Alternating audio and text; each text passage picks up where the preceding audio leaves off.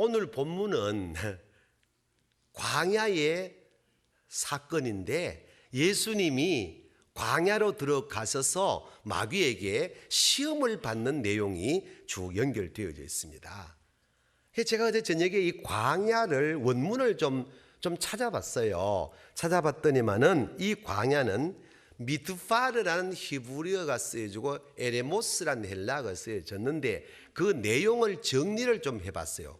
이런 말이야. 거친 땅, 거친 들, 빈들, 사막, 들나귀, 시랑이, 성냥이, 이리, 독수리가 살고 있는 곳, 씨 뿌리지 못하는 땅, 사람이 없는 땅, 짐승이 부르짖는 광야, 황무지, 이런 내용으로 성경 곳곳에 해석이 되어 있더라고요. 근데 예레미야서나 호세아서를 딱 보게 되어지니까 뭐라고 딱 함축했는가 하면 황폐한 곳 이래 있어요. 이 황폐한 곳을 지리적으로 말하면은 땅이 되는 곳이고 상황적으로 말하면은 우리들의 삶의 장이 된다는 거예요. 이게 광야라는 거예요. 다시 한마디로 말씀을 드리면 사람 살 곳이 못 되는 곳, 사람 살 맛이 나지 아니하는 곳, 이걸 광야라고 하는 거예요. 근데 오늘 말씀의 제목은 따라합시다. 광야의 은총.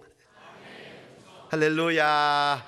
오늘 예수님이 이 광야로 들어가셔서 마귀에게 시험을 받게 되어지는 내용인데, 광야는 분명 해석상으로는 사람 살 곳이 못 되는 곳이지만은 거기에 은총이 있다는 거예요. 할렐루야. 신방 보고서를 받게 되어지면은 절박한 교인들이 얼마나 많은지 몰라요. 암과 투병하여 소망을 잃어버리고 절망하는 사람들, 직장을 잃어버리고 내일이 보이지 않는 사람들, 교회만 가면은 이혼하자 그런 남편을 모시고 살아가야 하는 부인들, 어릴 때는 말썽 안 부리고 잘 자라던 아이가 고등학생 되고 청년 되니까 엉뚱한 일을 벌리게 되어지고 집에도 들어오지 아니하는 자녀의 광야 같은 일들, 이런 얘기가 매일처럼 수많은 보고서가 들어오게 되어지면은 1월을 마지막 보는 이 주일에 오늘은 또 하나님 우리 성도님들에게 어떤 말씀을 주셔야 저들이 저 광야 같은 삶의 자리에서 좌절하지 아니하고 절망하지 아니하고 주저앉지 아니하고 일어설 수 있겠습니까? 라고 기도할 때에 이 말씀이 내게 주어진 거예요. 할렐루야. 왜 예수님께서 광야로 들어가시게 됐느냐라는 거예요. 시험을 받는다는 거예요. 그럼 시험의 도구는 뭐냐? 마귀. 시험 기간은 얼마냐? 40일. 시험하는 방법은 뭐냐? 금식 기간 동안에. 금식하는 중에 마귀가 와서 40일 동안 금식하는 기간 동안에 광야 생활 가운데 마귀가 와서 세 가지를 들이밀면서 예수님을 시험하게 되어진 내용인데, 왜 그러면 예수님이 광야로 들어가셨냐는 문제예요. 사람 살 곳이 못 되고 우리의 환경적으로 말하면 정말 고통스러운 곳인데 왜 예수님이 거기 들어가셨느냐, 이 문제부터 풀어야 우리가 오늘을 살아가는 동안에 행복하게 감사하게 살 수 있는 답을 얻어내게 될 줄로 믿습니다. 1절 말씀이 답이 나와 있어요. 함께 1절을 보겠습니다. 시작. 예수께서 성령에게 이끌리어 마귀에게 시험을 받으러 광야로 가사. 아멘. 예수님이 광야로 왜 가셨대? 성령에 이끌리어. 이게 정답이에요. 이 답부터 해석이 돼야만 우리가 광야 같은 삶의 자리에 있을지라도 절망하지 아니하고 좌절하지 아니하고 주저앉지 아니하고 이길 수가 있다 이 말입니다. 광야의 생활 우리가 할 때 많아요. 몸이 아파서 암과 투병하여 막바지 이르렀다, 가정환경 그렇다, 가족관계 그렇다, 직장관계 그렇다, 이래저래 우리의 삶의 자리가 살 맛이 나지 아니하는 상황이 딱 되면은 광야란 말이에요. 그런데 예수님이 가셨다는 것은 주님이 가신 것이 아니고 성령 하나님이 이끌려 가셨다는 거예요. 마가복음 1장 12절 말씀 보게 되어지면은 성령이 곧 예수를 광야로 몰아내신지라 이랬단 말이에요. 예수님이 광야에 가신 것은 마귀가 끌고 간 것이 아니라 성령 하나님이 인도하시는 줄로 깨닫기를 바랍니다. 그럼 우리가 답을 얻어야 된단 말이요. 내 육체적 환경과 또 경제적 환경과 관계의 환경이 광야 같은 데 내가 와 있을지라도 마귀가 나를 그냥 끝장내려고 여기 와 있는 게 아니고 하나님께서 나를 한 번 더 일으켜 세워서 복되게 하시려고 나를 지금 여기에 두셨다. 아멘. 이 믿음을 먼저 갖기를 주의 이름으로 축복합니다. 한번 따라 합시다. 하나님께서는 어떤 시험 가운데서도 나와 함께 하신다. 믿으시면 아멘. 더 크게 아멘. 한 번 더 아멘. 또 따라 하시 바랍니다. 시험을 당할 때는 거두절미하고 극복하여 이겨야 한다. 아멘. 마태복음 14장을 보게 되어지면은 오병이어의 기적 사건이 나와 있잖아요. 요한복음 6장에 같은 내용 다 나와 있는데, 아니 물고기 2마리와 보리떡 5개로 5,000명 주석하여 2만여 명이 다 먹고도 12광들이 남긴 역사 이래 말로 다 할 수 없는 역사를 일으키신 주님께서 먼저 제자들에게 너희들이 먼저 저 건너편으로 가라 하고 배를 태워 보내고 주님은 산으로 올라가서 기도를 하셨다는 거예요. 이게 이제 늦게 저녁 때거든요. 제자들이 노를 저 바다를 항해하고 가는 건너편으로 가는데 바람이 거슬림으로 괴로이 노를 젓는지라 이런 말씀 나와요. 갈릴리 바다가 어디 동해안 바다마치 큽니까? 그렇지 않습니다. 저녁 식사, 저녁 때 밥 먹고 해질 무렵에 노를 저어서 건너편으로 가는데 성경 말씀은 한가운데, 바다 한가운데 이르러 바람이 거슬림으로 괴로이 노를 젓더라 이래 돼 있어요. 자, 얼마나 바람이 거셌으면은 노를 저어서 금방 건너갈 그 갈릴리 바다를 한밤중 밤 4경까지 되었는데도 도착 못하고 바다 한가운데 있었냐 이 말입니다. 이 의의가 뭐냐 하면은 오늘 우리가 살아갈 때 인생 바다 항해할 때 나름대로 열심히 노를 저 가지만은 때때로 거스리는 바람을 맞을 때가 있다 이 말입니다. 경제적인 어려움을 당하고 육체적인 어려움을 당하고 상황의 어려움을 당한다 이 말입니다. 아무리 바다 가운데 바람이 거슬려도 이 말씀의 핵심은 괴롭지만은 바람이 거슬린데 즐겁겠나? 얼마나 힘들겠노? 괴로이 노를 저 앞으로 또 앞으로 한 번 더 앞으로 계속 노를 저어야 되는 거요.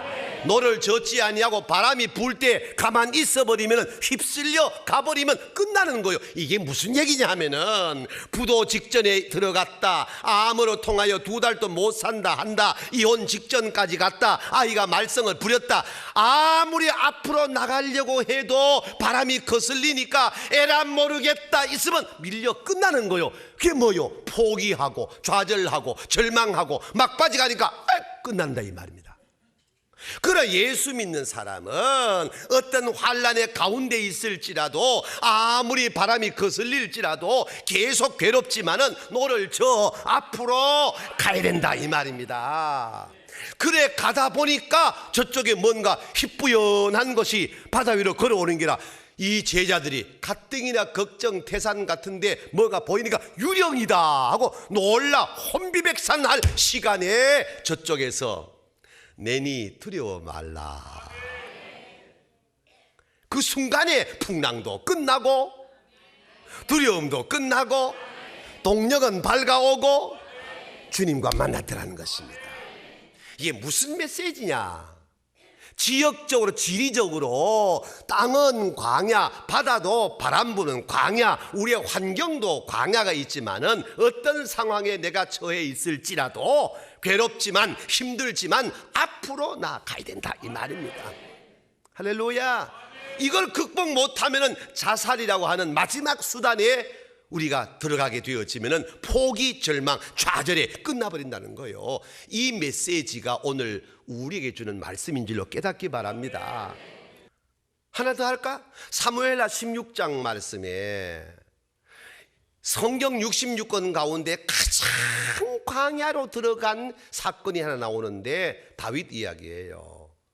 다윗이 이제 사울 왕 시대를 끝내고 어려웠던 과정을 다 통과하고 나라를 좀 세워서 이제 안정권에 들어가려고 할 때에 아들 압살롬이 이 아버지를 반역을 하는 거예요. 딱 보니까 아버지가 앉아있는 자리가 너무 좋거든. 아, 저거 내가 앉으면 좋겠다. 그래서 아버지를 반역하여 사람을 모아다가 아버지를 공격해 들어오는 거야. 이럴 때 다윗이 압살롬하고 맞짱 뜨면 다윗이 이깁니다.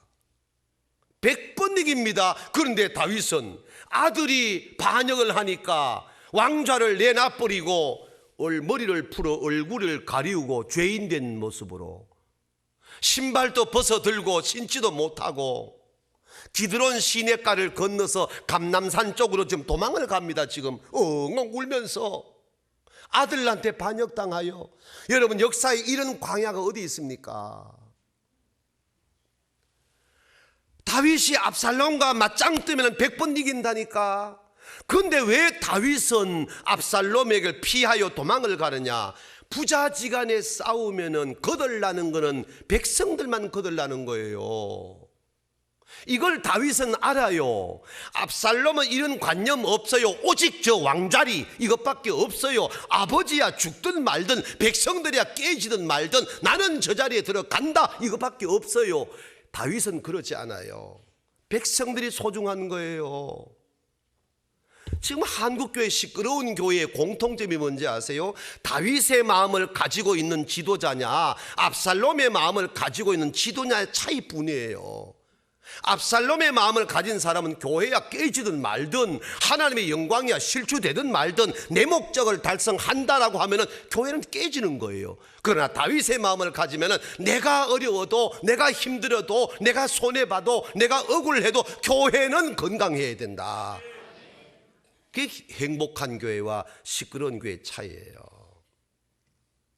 다윗이 엉엉 울면서 도망을 가는데 설상가상이라고 아이 하찮은 신하 시므이가 지근에 따라오면서 벨리알 이 비루한 자여, 우리말 쓸까요? 인간 망나니 같은 인간 쓰레기야, 네가 왕이냐?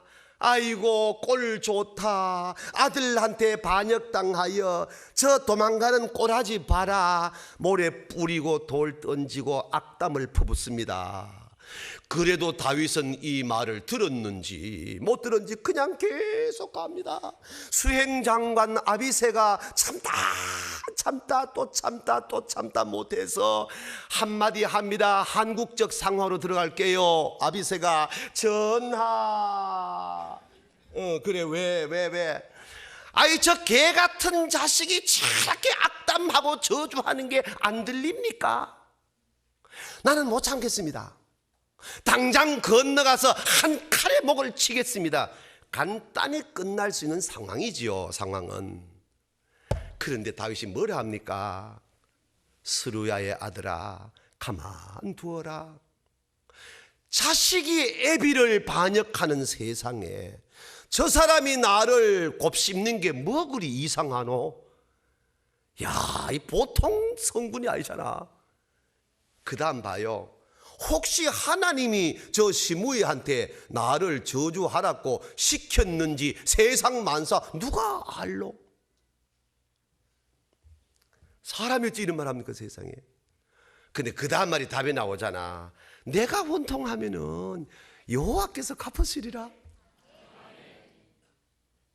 다윗이 힘이 없어 그만둡니까? 아니잖아요. 다윗에게는 광야입니다. 바다 한가운데입니다. 이보다 더 거스리는 바람은 다윗에게 없습니다. 밧세바 사건도 이만큼 고통하지 않았습니다. 그러나 다윗은 내가 지금 이렇게 어려움을 당하고 고난당하는 것은 마귀가 나를 끝장내려고 하는 것이 아니라 더 큰 하나님의 축복이 있다. 이게 하나님의 섭리를 보는 영안을 갖고 있다는 거예요. 여러분이 오늘 경제적으로, 육체적으로, 관계적으로 시련과 고난과 어려움을 당하시는 분이 왜 없겠습니까마는 다윗의 이 지경보다 더 심한 경우를 당한 분 누가 있겠습니까? 고로 다윗도 극복했다면 저와 여러분도 극복할 수 있는 줄로 믿습니다. 광야의 시간은 한밤중일지라도 밤사경일지라도 해는 떠오른다, 동력은 밝아온다, 내니 두려워 말라, 주님이 다가오신다. 이 믿음 갖고 아프지만 참고 힘들지만 참고 어렵지만 참고 나아가는, 앞으로 나아가는 여러분 되기를 주의 이름으로 축복합니다. 예수님의 광야 생활은 40일이었습니다. 그 40일은 인류를 구원하게 하기 위한 하나님의 구속사의 가장 중요한 출발점입니다. 이 과정을 통과하지 아니하면은 예수님은 십자가를 질 수가 없습니다. 여기에 구속의 비밀이 있는 거예요. 그래서 잠깐의 고난은 인류를 행복하게 만드는 것이고 40일의 시험은 온 세계 인류에게 영원한 생명을 주는 역사를 기틀을 놓았다는 걸 잊지 마시기를 바랍니다. 사도 바울도 그런 말씀했어요. 고린도후서 4장 말씀을 보게 되어지면 8절 9절 말씀에 그랬어요. 우리가 사방으로 우겨 쌓임을 당할지라도 쌓이지 아니한다. 아멘. 답답한 일을 당해도 낙심하지 아니한다. 박해를 받아도 우리가 절대 버림받지 아니한다. 거꾸로 뜸을 당해도 절대로 우리가 망하지 아니한다. 아멘. 왜? 내 안에 예수님이 계시기 때문에. 이 믿음을 갖기를 바랍니다. 마귀야 내게 와라. 너 아무리 나한테 그래도 나는 끄떡없다. 예수가 내 안에 계신다. 이 마음을 가지면 병도 떠나고 고난도 떠나고 예수 안에 승자의 자리에 될 줄로 믿습니다. 그래서 베드로전서 5장 7절 말씀에 너희 모든 염려를 주께 다 맡겨버려라. 너희를 권고 돌보아 주시리라. 아멘. 고린도후서 4장 17절 말씀에 뭐랍니까? 잠시 받는 경한 고난에 잠시 받는 고난이 장차 받을 영광에 족한 것과 비교할 수 없다 그랬습니다. 고난은 잠깐이고 영광은 길다는 걸 마음에 담아두시기를 주의 이름으로 축복합니다. 할렐루야. 그럼 예수님이 구체적으로 시험받은 내용이 뭐냐? 1. 먹는 시험. 돌 갖고 떡 좀 만들어 봐라. 주님 만들 수 있어 없어? 얼마든지 만드시지만은 그 다음 말씀을 딱 들이대잖아. 뭐라고? 시험이니까 사람이 떡으로만 살 것이 아니요 하나님의 말씀으로 사는 것이라. 그러니까 마귀에게는 마귀가 그냥 물고 들어오는 게 아니에요. 언제나 말씀을 들고 들어온다니까. 말씀을 들고 들어올 때는 말씀에 짝이 있어요. 그 짝을 알아야 대항할 수가 있다는 거예요. 그러니까 또 큰 성전, 영광스러운 성전에 딱 올려놓고 한번 뛰어내려 봐라. 천사가 수종든다고 돼 있지 않냐 하니까 주께서 가라사대 하나님을 시험하지 말지니라 이랬습니다. 아이고 약이 오른 이 마귀가 또다시 큰 산에 올라가서 천하만골 다 보여주고 너 나한테 한 번만 요래면은 이거 다 줄게 이랬습니다. 이 마귀가 웃기는 게요, 천하가 누구 거예요? 주님 건데. 하나님의 나라가 영원한 거예요. 천하 만국도 주님의 거예요. 주님의 것인데 뭘 절해요? 하나님 이외에는 절대로 절하지 말지니라 했습니다. 거기서 나온 게 사드락과 메삭과 아벳느고의 믿음의 역사인 줄로 깨닫기를 바랍니다. 오늘 말씀 11절 말씀이 내용의 결론인데 11절 말씀, 이에 마귀는 예수를 떠나고 천사들이 나와서 수종을 드니라. 아멘. 이 은혜가 여러분의 것이 되기를 주의 이름으로 축복합니다. 아담과 하와는 뱀한테 시험을 당했으나 이겨내지를 못하고 죄를 세상에 갖고 왔으나 예수님은 똑같은 마귀에게 시험을 당했으나 말씀으로 이겨내서 인류를 구원하게 된 줄로 깨닫기를 바랍니다. 세상에서 가장 아름다운 향수는 발칸 산맥에서 따는 장미를 통해서 만든 겁니다. 그 장미꽃을 딸 때 언제 따느냐? 한밤중에 딴다는 게 전문가의 이야기입니다. 그때 나오는 향이 샤넬 넘버 5 같은 것을 만들어낸다는 거예요.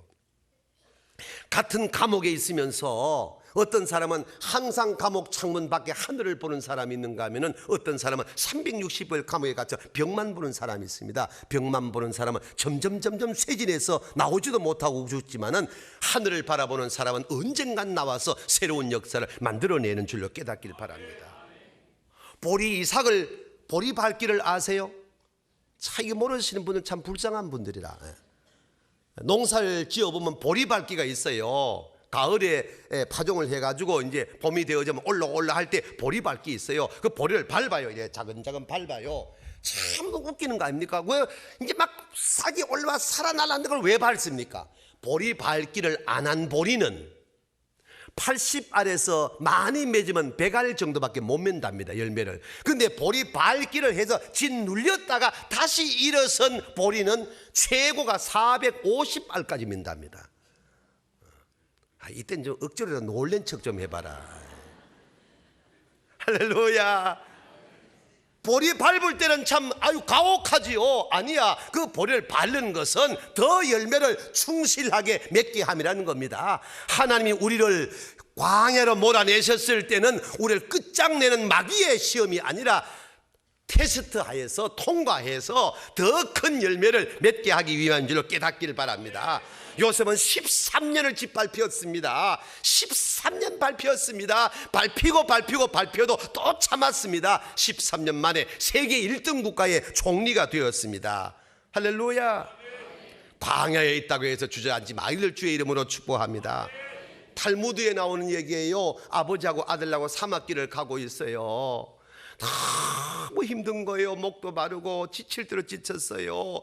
아들이 아빠한테 말합니다. 아빠, 저 힘 빠져 도저히 못 갈 것 같아요 하니까 아빠가 말합니다. 용기를 내라. 우리 선조들은 40년 동안 이 길을 갔단다 이러는 거예요.